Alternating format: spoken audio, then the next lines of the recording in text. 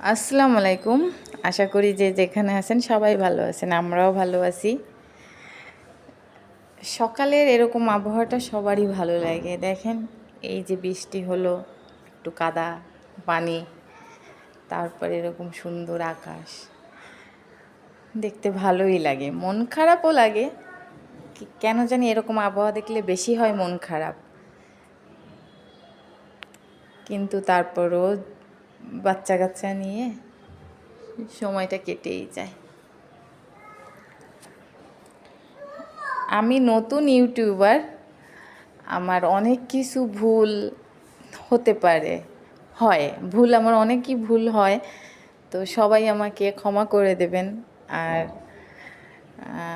সবাই আমাকে মানে সহযোগিতা করবেন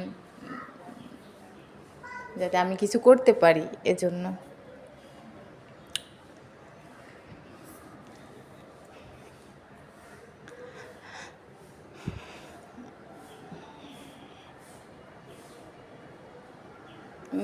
বিশেষ করে যখন সকালে ঘর থেকে বের হই, ঘরের পাশে এরকম ছাদ আমাদের, তো তার পাশ থেকে যখন বাইরের এই জিনিসগুলো দেখা যায়, গাছপালা, অনেক ভালো লাগে। মানে এটা প্রতিদিনের কথাই বলতেছি। মানে প্রতিদিন ঘুম থেকে উঠেই আমার কাছ থেকে দরজা খুলে আগে বাইরে বেরোনো। এদিকে বাবুর বাবা নিয়ে আসছে শাপলা, সে শাপলা ভাজি খাবে, শাপলা দিয়ে রুটি খাবে। এটা নাকি ছোটোবেলায় তারা অনেক খেত, মানে আর এটা তার পছন্দ, এজন্য এনে আমাকে বলছে যে তুমি হচ্ছে গিয়ে আজকে শাপলা ভাজি করবা আর রুটি বানাবা। আজকে আমি শাপলা ভাজি দিয়ে রুটি খাবো, তো সেটাই ভাজি করতেছি। আর বাচ্চারা তো আছেই সাথে, দুইটা বাচ্চা নিয়ে অনেক কিছুই মানে করতে পারি না, চেষ্টা থাকলেও পারা হয় না। তো প্লিজ আপুরা যারা আমার ভিডিওটা দেখবেন অবশ্যই সাবস্ক্রাইব করবেন, কারণ ছোট থেকেই মানুষ বড় হয়, আর আমিও চেষ্টা করতেছি কিছু করার।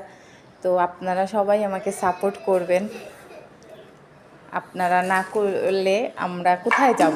আপনারাই আমাদের আশা ভরসা সব কিছু। তোমার এই যে শাপলা ভাজি প্রায় হয়ে গেল, এখন আমি রুটি বানাবো। তো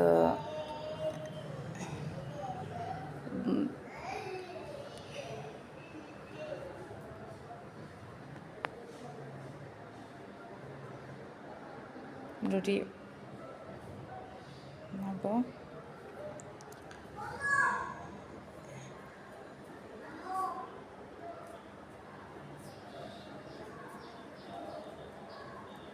তো এই যে আটাটা আমি ছেনে নিলাম, রুটিগুলা বেলছি। আর আগে অনেক পাতলা করে রুটি বানাতাম, কিন্তু এখন আর সেটা পারি না। দুইটা বাচ্চা নিয়ে আসলে অনেক কষ্ট হয়ে যায় এগুলা করা।